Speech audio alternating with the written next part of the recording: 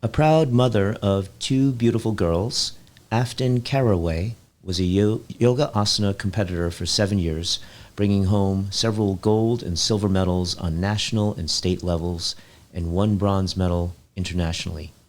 She worked for Walt Disney World and Tokyo Disneyland for 8 years in the entertainment department, dancing in stage shows, parades, and signing autographs as various characters. Afton started teaching Bikram yoga, today also known as original hot yoga, after attending their teacher training in Hawaii in 2007. She went on to study for the next 15 years many different styles of practice and yoga therapy. Originally from Florida, she moved to Austin in 2011 and joined us here at Pure Yoga, Texas. She is one of our senior teachers and faculty members of Pure Yoga Institute. Afton sees yoga as one of the many ways to stay connected to our humanness and believes yoga can help us reap the benefits of our brains and bodies working together in harmony. Today, Afton identifies as a yoga therapist, teacher, mother, human. Welcome. Thank you. It's good to be here. All right. So happy to have you here on Pure Yoga Talk. Thank you. All right. I always like to start our yoga talks with your yoga path, your yoga journey. So if you can tell me who was your first yoga teacher and what made you come back? Yeah. I have a long yoga path. It seems like a long journey, many lives ago. My first yoga teacher was, her name was Melissa McMurray. And I know you know Melissa. I know. She was the owner of the Bikram school that was in Orlando. Yes. And yeah, she was awesome. She was a hard, meticulous teacher. And yeah. When was that? What year? Ooh, good question. 2005. 2005. Mm-hmm. All right. So you've been practicing almost 20 years Yeah. now. Yeah. Mm-hmm. And so what was that first class like? Do you remember it? Yes. Oh, yes. You never forget your first hot class. Right. Let's see. I was just, before it, I was traveling through Thailand, and I had come home with those big Thai pants, you know, that tie up in the front. They have Yep. no elastic. They're just like these giant pants. I showed up in that and like a cotton tank top, and by the end of it, no one told me that I needed clothes afterwards. By the end of it, they were just so sopping wet, and I was in shock, basically, at how hard I had to work, how much I could possibly sweat. It was a big experience for me, different from anything else. Right. That's one common thing, and when people walk into a Bikram yoga class, they come out of it, they're like, I've never. experienced anything like that before. Yeah. What the heck did I just go through? What happened to me? What happened to me? Mm-hmm. I like that. So was it more body, more mind, or both? What did you think? think it was both. I was a dancer, and so I was pretty well aware of my body, and like to think that I was pretty good at moving my body. And there were things in that class that I really couldn't do, weaknesses, tight spots that I didn't know about, and it was a big mental challenge too, to just be in a hot room for that long. Yeah, it was both. Okay. Yeah. Okay. And aside from Melissa, who were some of your big early influences? Melissa was a big influence for me as a teacher. She was just so straightforward, cut and dry. I really liked taking her classes. All the teachers at her studio were pretty great too. One of the things I appreciated about the Bikram yoga classes was that you could go in and take the same class with a lot of different personalities and get a different perspective from everyone. And so there wasn't one in particular that resonated with me. I really enjoyed going in and taking everyone's classes. When I started competing, Suzanne Elliott was a big influence for me. She started helping me with competition. She was my coach. And she had a big influence on how I could work hard and also be kind and gentle to myself at the same time. So she was a big part of my early Bikram yoga. Yeah, that makes sense. I remember Suzanne was always big in that USA Yoga Championships scene, and she was always like the famous Florida coach, right? Her, and so she always brought them every year. She'd bring somebody different, and then I remember you came in, and everybody's like, whoa, who's that, right? And so you really kind of burst on the scene. Yeah. And it sounded to me like more like the yoga studio, the yoga room is like a one-room schoolhouse. Yeah. Right? It's like everybody of all ages, shapes, sizes, conditions, really healthy, unhealthy, people looking to make a change, right? So there's a one-room schoolhouse doing the same thing. Yeah. And so you said it very diplomatically. You didn't have any really favorite teachers. You just liked them all because the experience of that community, right? All the people together doing the same thing. Yeah. Yeah. That is, I think, one of the keys to success of original hot yoga is that aspect of it, where people can all come in and there's a level playing field. Everybody gets what they need out of it. Yes. We all step in there and we're all doing the same thing. It's a collective energy in the room. And everyone gets something out of it, and none of it's better or worse than the other. Yeah. Okay, so outside of Florida, I'm sure there were some other yoga influences going from the to the championships. You meet a lot of people. Yeah. And there are probably some other people out in the championship scene, as well as when you moved here in Austin, who are some of your other yoga influences. Tell us about that. Yeah, great question. For sure, being in the yoga championship scene, we were exposed to a lot of different people. This is like going to a big yoga party, right? And all the yogis from everywhere congregated to do this thing together. I met Isak Garcia through that, and he was pretty influential to me in terms of, he was the first yogi that I worked with that had a big psychological aspect to yoga that I had never thought about before, or never been exposed to, I guess, before. So he had some pretty interesting esoteric things to offer that I liked to tap into with yoga. We'll pause there for a moment because Isak, and we know Isak real well too, and E84, and he's really big into preserving that 84 asanas, the advanced yoga class. And so a lot of people might also think that he's very like physical asana oriented. I think we know better, know differently. But that's what you see on the surface, right? But you touched on him having a different perspective on the whole psychological. Oh yeah, I mean, he talks about pain a lot and what it's like to experience different sensations in the body, and how our brains are connected to our body in that way. And I mean, his take on that kind of stuff might be a little extreme, but it's so interesting. And for me, it was an interesting thing to tap into with my own practice. So that was kind of in the early to mid stage of your practice life. Then you come to Austin, and there's some other people here that influence you too, right? Oh yeah, for sure. And that was kind of stepping outside of the Bikram yoga world. One of the things I thought was so cool about Austin was that all the yogis seemed to come in and practice all the different kinds of yogas together, right? And that was when Christina Sell was coming to Pure a lot and practicing with us. And that was a really, when I started to get to know her, that was a really nice symbiotic relationship, because she would come in and practice from me, and then I started learning from her, and it was really cool to cross over. We're all talking about the same stuff, just kind of in different ways. Two different ways to the same point. And so she was a really big influence on me.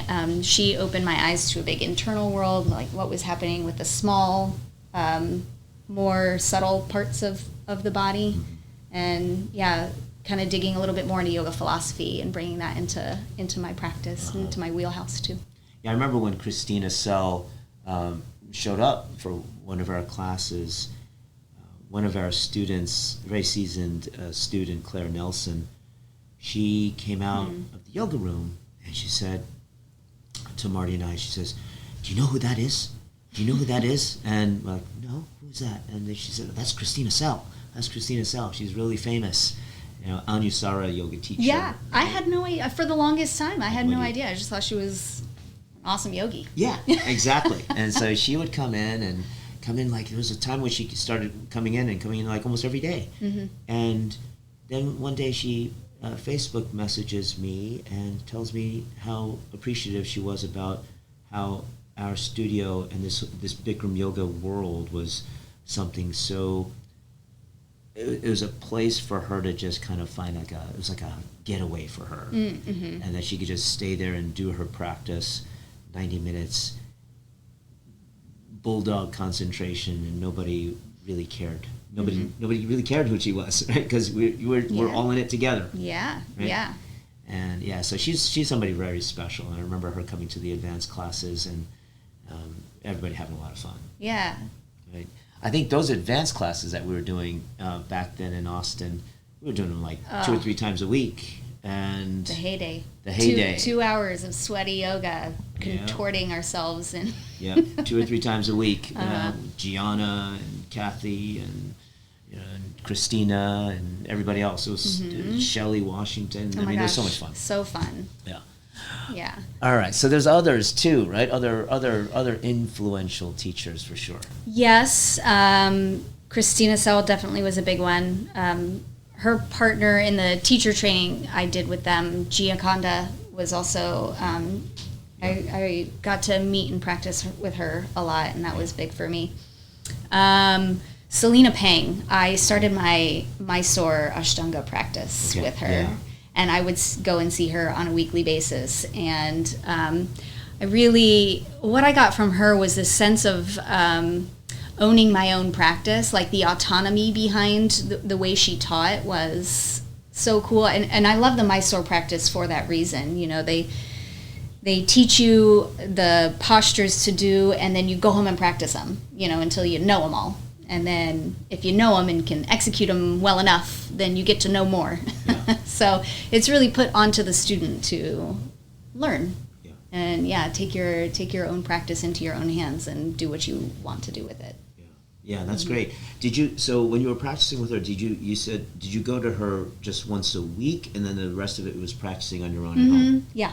Yeah, and it's kind of where I learned to practice on my own, not just in a group setting where, in the Bikram world, you go into a room and you're told every step of the way what to do. Yep. And it's really beautiful in terms of beginner's practice, and then there's a point, I remember at one point in my teaching when I was helping someone with a triangle pose, and I would say, okay, do your triangle pose, and this person didn't know how to get into triangle pose without someone saying, start with your feet together, side by side, arms over your head sideways, right foot step to the right, and it was just clear to me that there's a step in your yoga practice where you don't need the specific instructions on how to get into the postures. Yeah. So that Ashtanga Mysore method really makes a lot of sense. It's really like putting the challenge on you, the ownership on you to develop your own practice. And that's beautiful. Yeah. And then you'd see her once a week, and then she'd give you a handful more, 1 or 2 more postures, and then you go home and do it, come back again. Yeah, that's beautiful. Yeah. That's beautiful. It teaches independence. And we can talk about that later, but that's also how you're able to practice on your own at home and do private lessons and a lot of that one-on-one. That's a big experience for this one-on-one type of work that you do. That's a lot of what I would love to give to people through my yoga therapy offerings is, hey, you can do these really simple things at home, and it's a yoga practice, you can take this and have it and use it whenever you want to. It's yours. Yeah. All right. How about, I know Jen Wooten is another one, right? Yeah. So I met her through my yoga therapy practice, school training, and started practicing under her during that.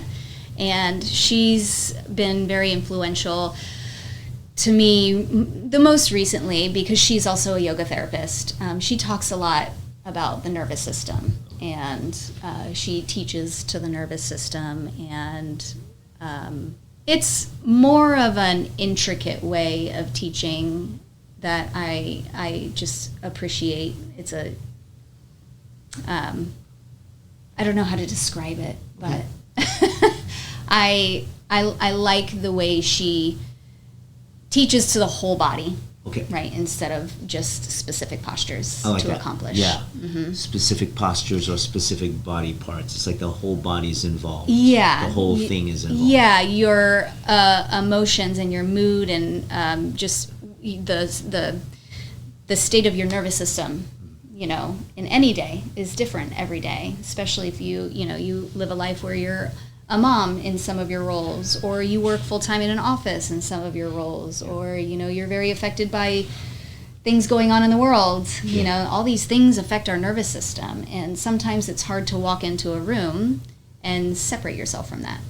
And so it kind of takes all of that into account, and yeah, it's yoga from the inside. That's interesting. So it's like she's giving a different perspective, where my experience with Jen Wooten was doing her DVD. I did her DVD in a laboratory at Texas State University as part of a yoga study. Yeah. And we were using the Jen Wooten video DVD at the time. Yeah. So it goes to show her reach or her influence is out there. And you don't know how many people you reach or influence through some of this like digital media. Mm-hmm. Right? For sure. That's cool. All right, so tell me then, you're always learning. You're always learning about new things. You talked about all the different modalities. Let's talk about your formal yoga trainings. Okay. It's deep. Yeah, so it was 2007. So when I went to the Bikram yoga training, 9 weeks in Hawaii. Let's not forget that. Yep. Very important. And then I taught for several years before moving here, and that's, you know, I said I kind of started to put my fingers into other styles of yoga after moving here. And I did Christina Sell and Gioconda's, their flow and form training. So it was a lot of alignment, and then Gioconda's more flow vinyasa style classes, and how those two things mixed together. Flow and form. Flow and form. Mm-hmm. It's pretty brilliant. And how those two separate styles also kind of overlapped each other. Same message, different path, right? And then I was working with, I can't remember, I'm pretty sure I did my prenatal yoga training. I got pregnant at some point. Oh, you know what? I was pregnant during Christina and Gioconda's training, because that was like a 2-year, 300-hour deal. Okay. And so I was pregnant with Isabel, my first, during some of that. And that was like a whole lesson in and of itself. You know, becoming a mother was no small feat for me, no small task. That was big. Life lesson in and of itself. And then it was when I was pregnant with Addie, my second one, that I did my prenatal yoga training. Okay. I started getting into some prenatal yoga after that. And then I worked with David Swenson. I did some Ashtanga stuff with him, and then I started my yoga therapy training. I think that's all of it. That's all of it, right? And that yoga therapy training, that's 1,500 hours, including your the practicum. Yeah, it was a 1,000-hour program plus 500 hours of practicum. That is a lot of time. It's a lot of time. A lot of investment, a lot of training, and I know that you're into the pelvic floor realm, right? In yoga therapy. Yeah, I specialized in pelvic floor health in yoga therapy. We had to pick a track to do some self-study on and put together a clinical, couldn't think of this word before, clinical, an intervention. Okay. You know, a research project, basically. Okay. So what I did was I got a group of moms that I knew and interviewed for pelvic floor health resilience, and I put together a yoga program for postpartum pelvic floor health for mothers. Yeah. Okay. Mm-hmm. And so when you are picking a path or picking a track, do they tell you, hey, there's certain tracks you can choose from, or are you creating your own path? You're creating your own. Yeah, they pretty much give you the pick. Yoga therapy and just yoga itself is such a broad realm. You know, it can be therapeutic for your emotionally, for your body physically, you know, sometimes spiritually, if you want to go down that path. You know, just yoga is such a big subject, And so yoga therapy was the same. I mean, it was like drinking from a water hose, every time we were in class, just like so much information. And so the reach or the span that you can be effective in with yoga is pretty large. Yeah. So they just say, pick what you're interested in. And after having 2 babes of myself and some pelvic floor issues for myself, that was the thing that I thought I could speak to the best. Interesting. And coincidentally, Erin Frank, Dr. Erin Frank, is a pelvic floor physical therapist, right? So there is actually a field, right, for pelvic floor therapy. Yeah. And I imagine that's not only just for women postpartum, no. but I hear these days it's about like everyone has a pelvic floor, right? Yeah. So CrossFit, power lifters, people like that, they're really like holding it in tight, and they're squeezing so much that it's pushing the pelvic floor away. It's just like every other muscle. Your pelvic floor muscles are like every other muscles. They can be dysfunctional in the fact that they're either lock short, lock long, and if it's either one of those, whether too tight or too weak, I guess is a better way to say that, you have a dysfunctional muscle, right? And so those muscles, just like your bicep muscle, it gets dysfunctional if it's too tight or too weak. So, yeah, so I think it's more common than I think we realize, but there's a stigma about talking about the pelvic floor, right? It's like, wait a minute, now you're treading on, you're not talking about the biceps. Yep. Yeah. So there is, so what kind of work is done, for women postpartum? What kind of exercises, and what do you think are so one of the coolest things about pelvic floor health that I thought was how much our breathing affects our pelvic floor. Okay. Because our pelvic floor, basically the movement of our pelvic floor muscles mirrors our diaphragm. And so as we breathe, they move systematically together.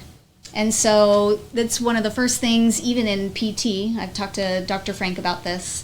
It's one of the first things they teach. It's one of the first things I teach with my pelvic floor clients is just breathing techniques. And assessing, where something might be stuck with your breath. It can inform where you might have issues in your pelvic floor. So there's definitely that kind of work.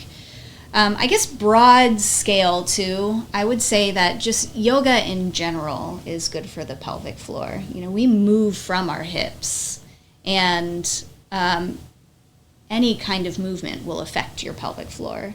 And so if you're doing yoga and strengthening and mobilizing your hips and your pelvic floor, it's going to affect it in some way. Makes sense. Yeah. So it's moving with the breath. So meaning, what I understand, between the diaphragm, a respiratory diaphragm, and the pelvic floor, all of that is one volume, one constant volume. Yeah. Right. We got that from Leslie Kaminoff. And he said, it's like imagine a balloon, or a water bottle. Right, and that water bottle is not going to stretch open or close. It's going to hold the same amount or same volume of water.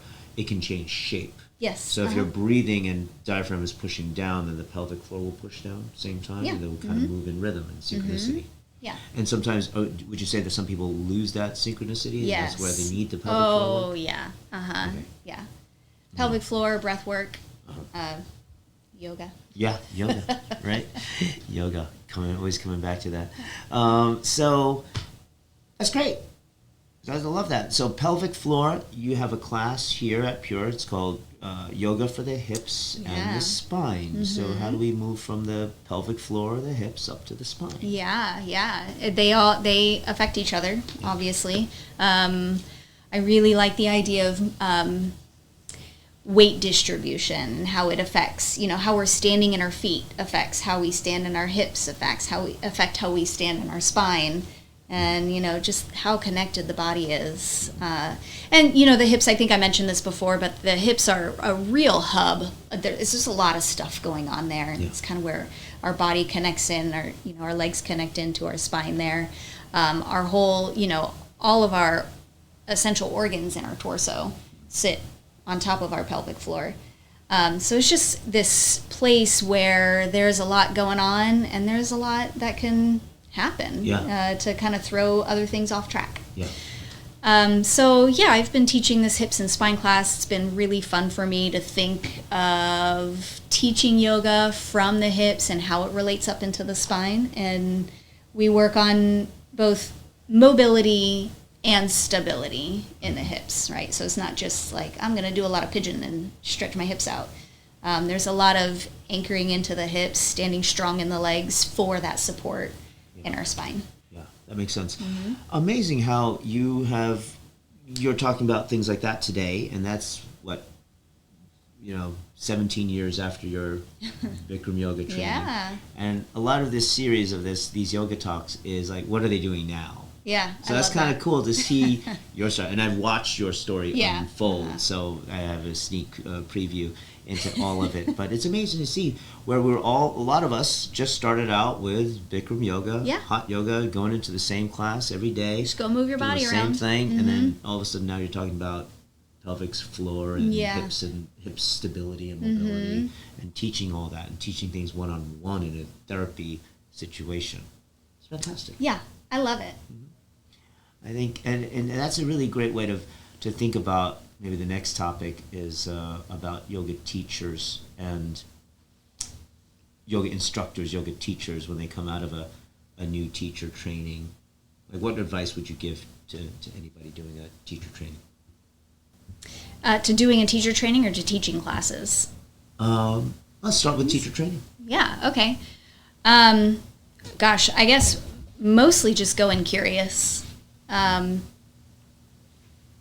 Forgetting what you know and learning as much as you can.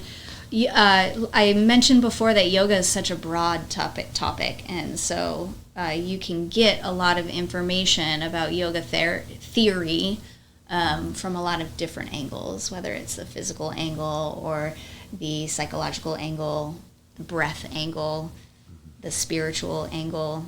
There's just so much to talk about in yoga. So, just listening to what connects with you the most, where you can be the most effective as a teacher, purveyor of yoga, Mm-hmm.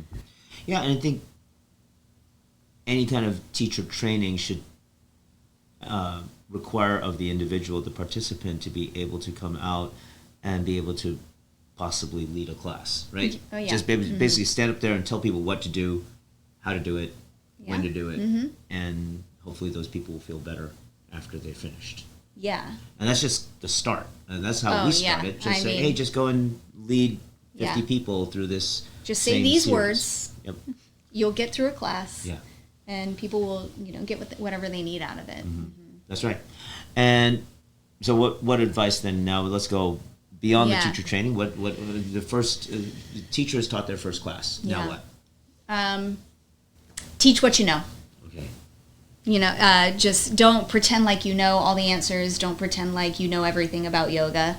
And teach what you know and stay curious about learning. Watch what's going on in front of you. Yeah. And I think that's the best part about becoming a teacher, or the biggest part for me when I became a teacher, is realizing how little I knew. Yeah. When things come up for other people and you don't have the answer, you don't make up an answer. You try to find the right answer, and that's how you learn too. Yeah. Comes with like direct experience or textbooks or other teachers. Yeah. Right? So, or even like saying the wrong thing and making a mistake, there's those lessons are those lessons are there. So what are your favorite subjects today? When participating in our teacher training, what subjects do you like to instruct and lead? Well, I love yoga philosophy, and I love integrating yoga philosophy. It's such an old school way, it's thousands of years old, and to me it's so interesting to try and insert that into our modern day life. Like, how do we make this make sense today? I think that stuff is interesting and fun. I'm kind of a grandma, right? And so I like these old ways of thinking, and integrating that into our daily lives. One of the things I find myself teaching a lot in my classes is finding balance, and that yoga isn't the same for any two people. And, someone who is struggling with strength needs to work on their strength, and someone who is struggling to find flexibility needs to work, it's never a one-size-fits-all thing. Yeah. And we're always trying to find balance in our lives. And that requires a constant attention that you have to have on yourself. You can't just do one thing and take care of it. It's always paying attention and seeing. It's living in the present moment. And that's kind of a platitude in yoga. Be present with yourself, But it's true in the sense that we have to remain present so that we know what we need in the moment. Yeah. It's not just, I need to bend down and touch my toes today. Mm-hmm. It could be something different. Yeah, that's right. Let's go on to fun topic, controversial topic. Sometimes people have yoga championships, right? They're still going on today, which is wonderful. Mm-hmm. I love that USA Yoga is still moving along, still going along. They actually did international yoga championships in India, I guess it was like a year and a half ago, almost. Yeah. And a whole bunch of people from the U.S. went over there. Suzanne was over there. Yeah, of course, Suzanne Elliott. She's always in the thick of it. With her Florida person there. That's right, with her Florida person. Always in the thick of it. Yeah. And they go out there, and in India, they do yoga championships or competitions. Yeah. They'll call it straight out competition. There's nothing wrong with competition, they'll say. And even Iyengar was quoted, he said, there's nothing wrong with being a yoga student, a yoga teacher, and also an artist. Mm-hmm. And he was big on demonstrations. Mm-hmm. That whole Krishnamacharya lineage was big on demonstrations. Yeah. And the Vishnu Charan Ghosh going around India and they were along with the circus performers. And there was a way to show what the body can do and demonstrate what the body can do and potentially inspire other people to do something, whether it's yoga or not, or it's gymnastics or whatever, just to get the body moving. Yeah. So tell me about yoga championships. Like, why for you? Why? Gosh, I guess this is all in hindsight. I really enjoyed sharing an outward expression of yoga. I think there's something really beautiful about human form and movement, and I enjoyed the aspect of getting together with other yogis and sharing our practices together. That to me was a way to connect and express ourselves in a way. I got into it, I guess, for the same reason my teachers in Orlando were big into it, and I remember going to watch one of the competitions there when one of my teachers, probably a couple of my teachers, were doing that, and I thought it was really cool that they were up on stage doing awesome yoga postures. And so they asked me to join the next year, and I did, and it was fun. Yeah. We had a good time doing it, and it created goals for me, and it was a way for me to move forward. So I don't know that I would have been as hooked into yoga without the competitions. It was a way for me to set my mind to something and do it.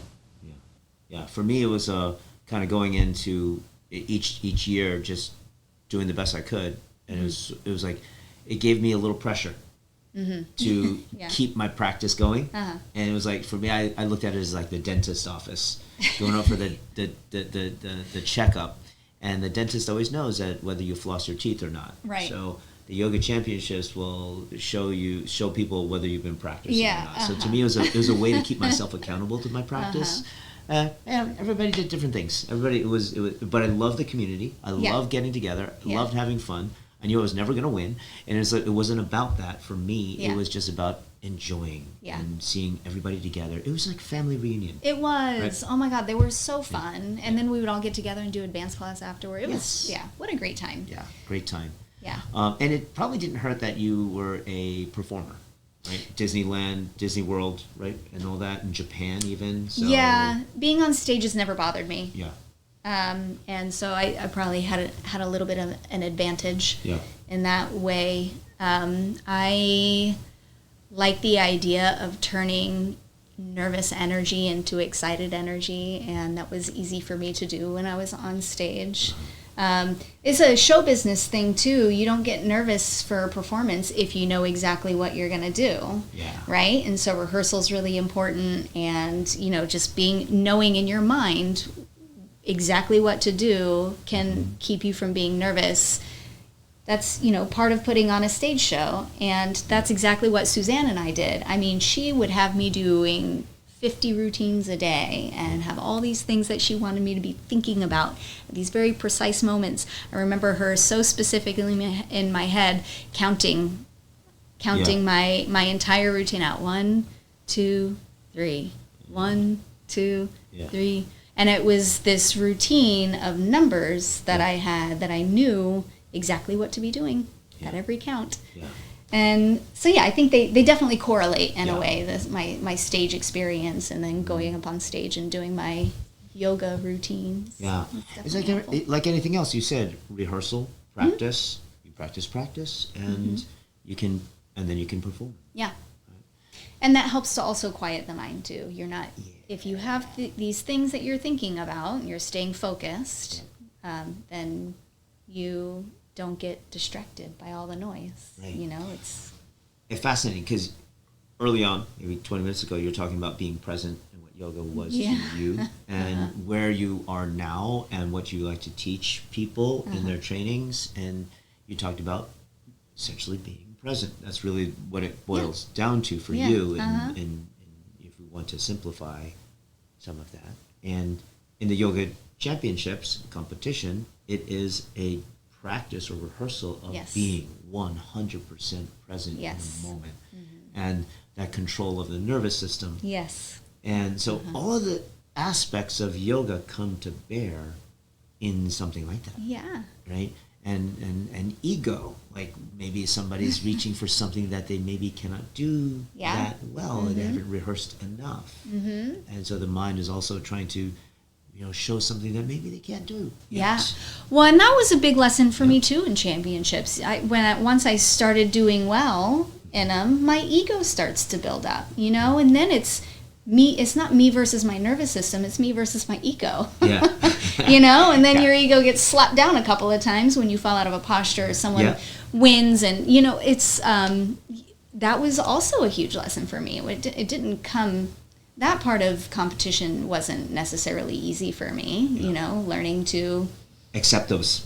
Yeah, accept the faults and the the misses, right? Yeah, exactly. And they're misses on appearance in the performance, but what they are really incredible lessons. Yeah, yes. If you take it that way, then you would understand what the value of doing these things is. Yeah.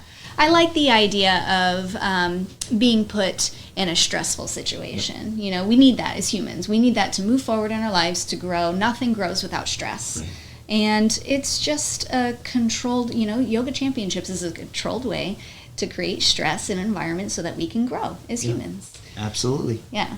Yeah, that's and I feel that a little bit more of today's world, we have stresses in our jobs, our home lives, or whatever, all those things, but and we're not as equipped. And there's a more challenging yoga class is a great way to give you some safe stress. Yes. Stress in a controlled way. Yes. And Yoga Championships takes that to another level. Yes. Sure. Oh, for sure. Yeah.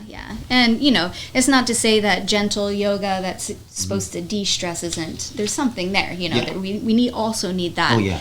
And there's also a way to practice yoga that it creates that controlled stress that helps us to grow. Or even, in like trauma-informed yoga, there's talk about, or, when talking about the nervous system, there's talk about completing a stress cycle.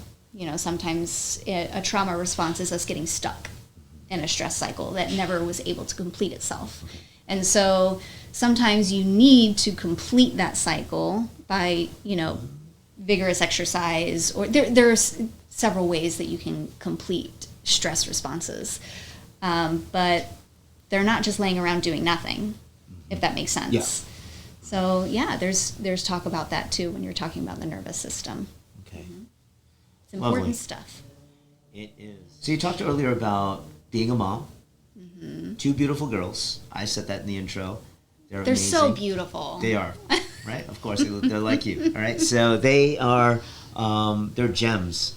And They are. how has now being in motherhood, a bunch of years now, how has that changed your life, but also changed the way you teach and practice yoga? Oh my God. Well, it's changed my life in giant ways because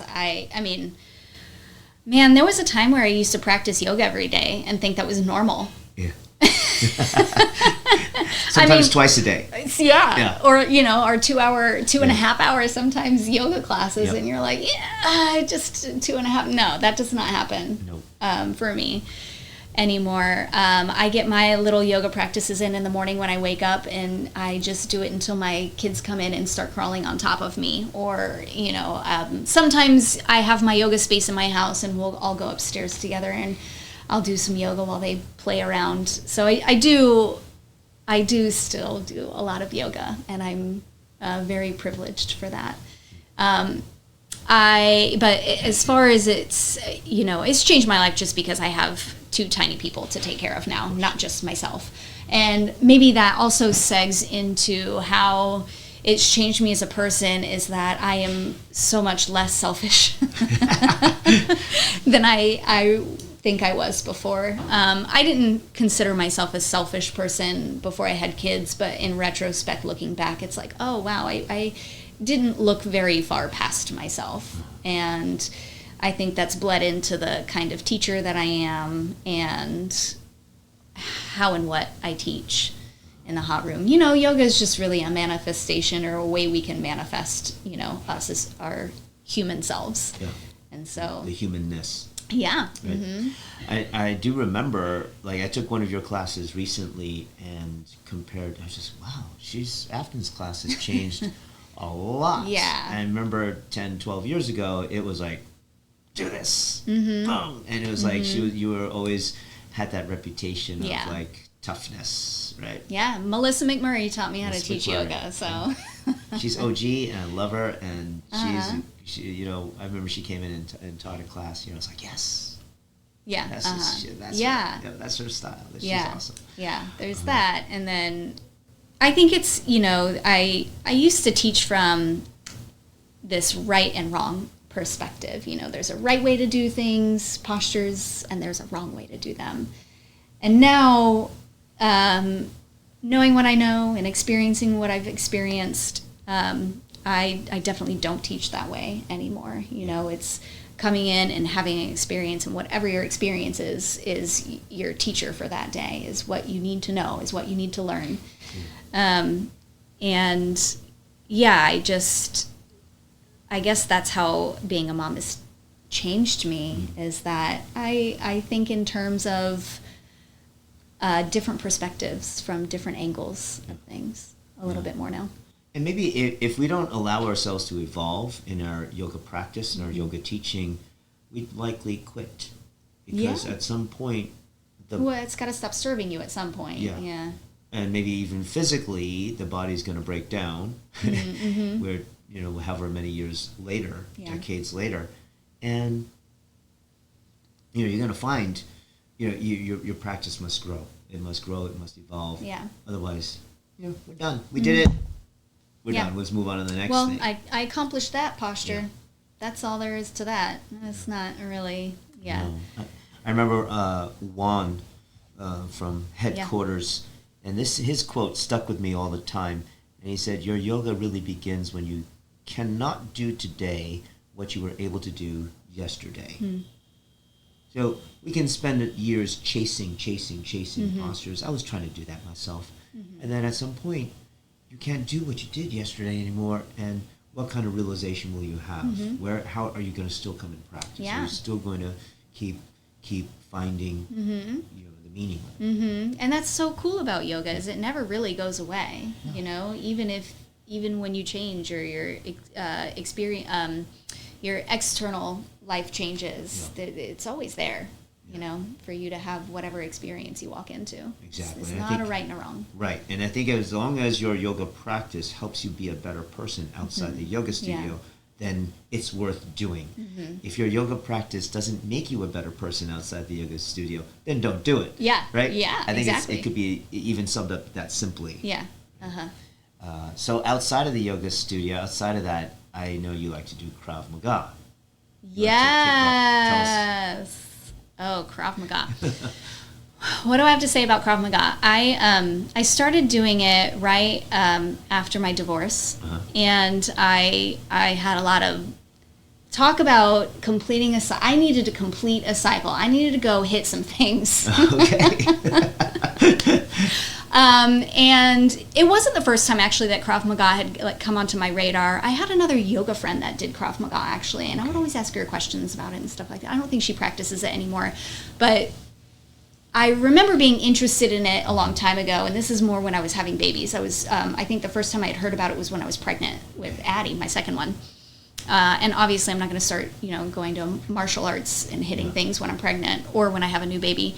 So it wasn't until several years later it crept back on my radar, and I went and I checked out a class, and it was, it's definitely not like yoga in terms of what we practice and do. We do some jumping jacks to warm up, and then we start hitting pads, and then we pair up in partners and simulate real life attacks. So, I am in this class and someone's hands are around my throat and I'm learning how to get out of this chokehold, and it was very intense and weird. And it also gave me what I needed to complete my stress response. And so that it was good for me in those ways. That was your trauma-informed yoga. Yeah, I was working through my traumas. I also, one of the things that really stuck out to me, so I would go, I have two things to say about this. I learned how to get hit. Okay. It's not just about hitting, it's learning how to take some, Yeah. And how my teacher, she talks about, I think it's so brilliant, she talks about there's a difference between being surprised and startled, something that hurts, and then being injured. And if you can in the moment train your nervous system to know the difference between those things, like I'm startled right now and I'm shocked, but I'm not hurt. Yeah. I'm okay. Or that hurt, I didn't like getting hit like that, but I'm not injured. And then there's, Injured. I'm injured, I need to get out of here. Yeah. I need to take a break or whatever it is. So that was a huge lesson for me in Krav Maga. So you get through the startled point. You Yeah, move or past you the just- startled point. You just learn how to separate all of Okay. them, Being startled is not the same as being injured. Yeah. Being startled is not the same as even being hurt, I can take this thing, and I need to figure out where on the spectrum how hurt I am, Yeah. I thought that was a really cool lesson for me to learn. And then, I mean, I'll just be real honest with you. When I first started Krav Maga, I would go and sit in my car and cry. Really? Yeah. Wow. Before you went in? No, after. Oh, afterwards. After the classes, it was a lot to go in and be aggressive. Yeah. Or learn to be aggressive, because that was also a skill that I had to Yeah. learn how to do. It's this idea of being on your toes rather than on your heels, and to take those punches. And I felt so small and weak. I'm not a big person, so I'm going into this class with people who are bigger than me and taking punches at me. And so it was really hard for me. And what I told myself was, I know I have to keep coming back to this class, even though I cry every single time, because this is how people feel when they come to yoga. Yeah. They, yoga's, it came easy to me in a physical way for the most part, because I know how to move my body and, I have a connection with that. And that's not so for a lot of people. Right.